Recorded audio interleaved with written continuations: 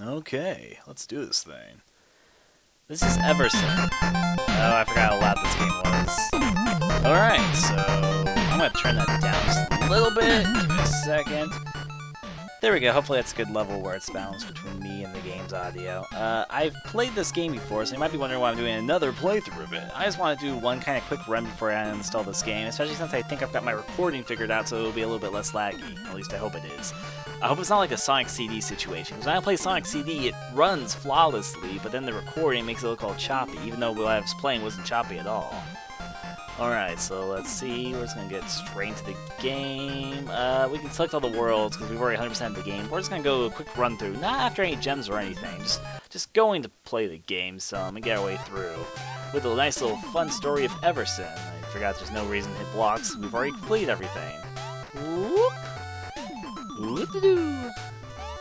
And when we get to Everson spot, we press spacebar to get trapped into another dimension.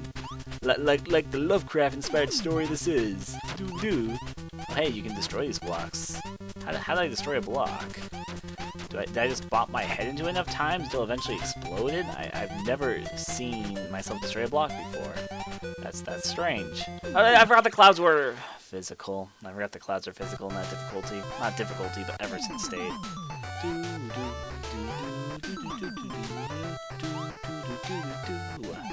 Here we go, we got an Everson state. I like this version's music more, so I'm just going to stick here. But I need to remember the clouds themselves become physical. Physical clouds. I guess there's really no way to continue with the Everson state, though, so... I mean, no use making split butter, we'll just continue on our way. Everson jump, whoop! Flag clear, and we got those gems of goodiness.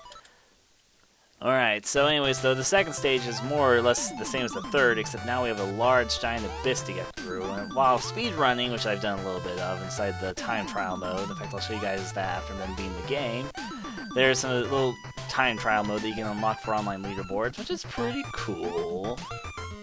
There's a way that you can jump off the enemy's heads to kind of use to your advantage, but or else that might happen. That's another option as well. I was gonna say though, you can jump off their heads for a little bit of a speedrunning tactic if you think you're good enough. I haven't played this game in like a few months now, so I don't really trust myself to try and speedrun this bitch. But we'll see where it all goes. And if you guys want a non-voice playthrough the whole entire game, you just go on the Rely on Horror channel. I already made one for that channel, so yeah, there you go. Advertising Rely on Horror. My job is done, because that is kind of my job. I think it was up here the Everson State was. Yep, Everson State. Whoop. And I believe that there's another Everson State right on above. Ooh, Serious Sam 3. Unfortunately, your queue is kind of blocking my screen, but that's okay, because Serious Sam 3, which I've never been that interested in, to be honest. Whoop, whoop, whoop, whoop, whoop, whoop. Okay, we need this version, though, the Doom and Gloom version. And we'll be able to just hit onto that little cherry on top of the flagpole and be running our way. This game isn't particularly long, but, you know, it's fun. In this mode, we can do the Everson fun of jumping back and forth. Oh, I forgot you have to go backwards. And then you have to go over here.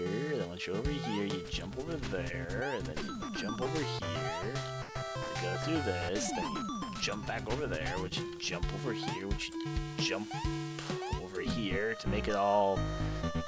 I don't even know what this mode is called. I think it's like Binge or something. It's one of the ending achievements. This is the only game on Steam I've gotten every single achievement in. I don't know if that's a good thing or a bad thing, but it's because the achievements weren't that hard to get. Alright, so you can destroy the blocks inside this difficulty, but I don't recall why I was able to destroy them before on the other difficulty. Okay, actually, it's probably safer. Okay, I guess I kind of ruined my chance of that. No, I didn't. Hey, yeah, that worked better. Okay, so the thing is, though, I recall there being a black wall that's supposed to follow you at this point, at least in the original free version of the game. This game does have a free version, except the graphics are a lot worse, and there's not any of the bonus stuff that happens on Steam. I think it was like an updated version of the free version. I remember what happens when you hit this, and boom! Evil everywhere. Yep, I forgot about the hands, though, for some strange reason, though those have been the vein of my existence about this game. Hands! The hands reach out and try to nod your innards. And they have killed me more times than probably anything else in this game. Like, they almost killed me there if I wasn't being careful. The down path is easier. I need to remind myself that. And I say that, but then I die anyway. At least there was a checkpoint right there. I recalled that. Alright, so then we destroy that son of a bitch. And then we just go over here and be like, whoop. Yeah, I hate doing that one. Anyways, though, over here is the Eversion state for the binge. We then get to the next world. We're already halfway done with the game. Well, actually, it's more like the last stage in particular is pretty long, so it's more like we're only like a fourth of the way through the game, but... And now, bonus Eversion states. Ooh, evil and dark and scary. We don't need it to be evil and dark and scary, though. Though it can be cool being evil, dark, and scary. I recall there was another Eversion state here, but I don't remember what it was. I don't think these kill you on this difficulty. No, they don't.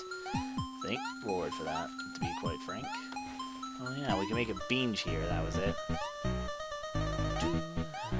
So now we don't even have to deal with those hands trying to cloud us. So, God, I just realized I ruined my chance. Alright. Actually, I'll just kill myself. Whoop! Lives don't mean anything in this game, really. So we just go up here and we make horror hell house. And we just go like whoop. We go back over here and make everything all yellow again. I just call it yellow, but there we go. Now once it's yellow, we can jump just right down here without any worries. We go back over here, turn it green. And this time I have to remember that if you're in green mode, there's only one way to pass on that area. Fucking A, that's... Okay, let's go back here for a moment, let the monster walk a little bit. Okay, hopefully it's in a different spot now, so it won't actually be directly in my way. Thankfully, it was. Please tell me this monster's in a good position, because you're supposed to use this monster to leap over this wall if you're in green mode. That's why I like to... I'm just calling them by their main colors, and this is green mode. I would have failed that, but whatever the case. We're almost done with the stage anyway. The rocks, I find out, turn into monsters on a certain difficulty as well. You see those rocks? Those can be evil. Evil rocks. I'm sure if you've seen some of this game before, you know that. But here we have the hardest difficulty, which is not the hardest difficulty, one of the hardest ones, which is based on everything going straight to hell. And let's see what... Okay, it fired all the way up there, so we're good. The monsters explode into blood now. And now everything hates us. Literally everything. That's a world which I want my kids to live in. A world where everything hates them. Fucking A. At least I think I just got hit a checkpoint. Okay, yeah. There is an easier way to jump under it, but, you know, we are overachievers, or whatever we are. There's also a... Oh, God, I ruined this already. Okay, I'm just gonna let the wall kill me. Whoop! The blood isn't barely even noticeable against the wall. Okay, you know what? Whatever. It was 3 ways up, and then you go this way, and I believe it was right here. There we go. That makes this a lot easier. You can complete it while being run from the wall. I wish I'd known about this when I actually played the game. I didn't, actually. I was blind to that. And I thought you had to go all the way to the end like that, and it gets really close sometimes with all those hands being shot at you.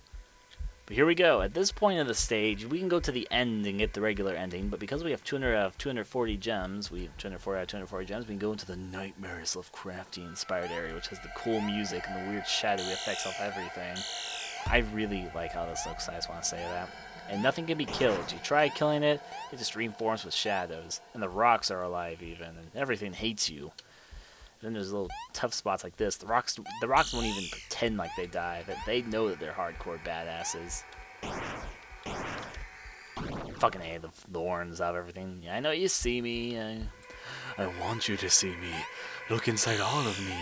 Magical Lovecraftian inspired world. Whoop. So we do the hoppity hop hops and magical rocks. See, the rocks don't die. They know they're too badass to die. Those hands, though, on the other hand, they can go just die for all I care. They can't actually die. They're invincible in all difficulties they actually appear in, but that was close. Alright, so we're going to take the up route. Okay. Invincible monsters come out to socialize. If you beat this stage on the green difficulty, the binge, or whatever it's called, you actually get a secret ending in case anyone's going achievement hunting. It's actually kind of funny. It's kind of like a humorous ending now of all the endings. I don't know why I'm doing it like this, but I did it. There was an easier way to go about that. I need to remember that's a dead end. Anyway, so the flag would have been right past that last monster on top of that rock regularly, but for some reason, on this difficulty, on the weird purple evil shadow stuff, this world is just purple. So we can continue. Alright. Now, originally when I played this game, this stage gave me a hard difficulty because apparently I was taking one of the hardest paths to go through. This stage, which is stage 8, has a few different routes they can go about it, depending on when you hit the Eversion states. The Eversion states appear at different points for everyone, but the clue here is not to be perfect. If you go over here, and if I went right up there and got the Eversion state that's right above my head right now, I would probably screw myself over with one of the hardest platforming challenges I've encountered in some time. But it's difficult because not that it's like super impossibly challenging. It's more so the fact that it's like if you fail it, you're screwed. I have no idea why I even tried that. But I'm not going to stop. Thanks for telling me. I like the discouraging messages that the game gives you as you fail. It's on the nightmare stuff at least. So yeah, okay, I need to time my jumps better. I'm getting bad at that. Okay, so we just hoppity up. And this time we have to cross the chasm without blowing up in the process. That is not possible, apparently. This is the final stage. I'll give myself a little bit of leeway, but if I fail again, I'm just going to be like, ugh, at that part at least. Because there's some other parts coming up, which I can see being a bit challenging. No monsters die. Come out to socialize. Yeah, okay. I tried to land on the head, but I didn't. So I like it how when you get further and further, the areas before just kill you. Actually, I never tried jumping back into them. Okay, well, I guess they fill up with shadows and kill you. I never tried going backwards. Now I know they'll kill you. Okay. That's a meaningful message to know. Okay, we made it this time. And now we will start learning the meaning of a loop. Because this area will loop if I'm not careful. If I go down here, I don't know why I just tried that. God, I just screwed myself over. I've never done this before. Kill me. Alright. But we'll start right here at least, because the area doesn't allow you to go backwards. What we need to do is go up here and drop down here at the right moment. Whoop. Whoop. I believe, yeah, it was right here. Now, we're a bit step closer to getting back to Evil World, but I believe it was right in the middle here. Here we go, they just turn back into regular rocks, so you're able to make your progress, and you're like, yep. However, though, to make sure that we don't get into Evil Twisted World, you look for this area, then you go down and press the spacebar while jumping down. Yes, that block signifies that there's a center there. And luckily, because we did that, we won't have to face the most evil of all the rooms, which is this evil loopable rock room. And you might have seen it if you watched my blind playthrough. I actually made it through, and I regret doing that because that was very difficult. To the point it was really frustrating. I believe there's a green station right there. This is the green one. If you beat the last area on this difficulty, it'd be like, whoop. Okay, well, anyways, though, we are done with the green area, and we are in the room. There we go. What we're trying to do is that you can only get out of here if you revert it all the way back to how it was, so here we can stay on top of the clouds, so we're going to make use of that to get through here, I guess. Here we go, there's the next Eversion state. Except, yeah, the clouds are still useful, so I guess we can still use them.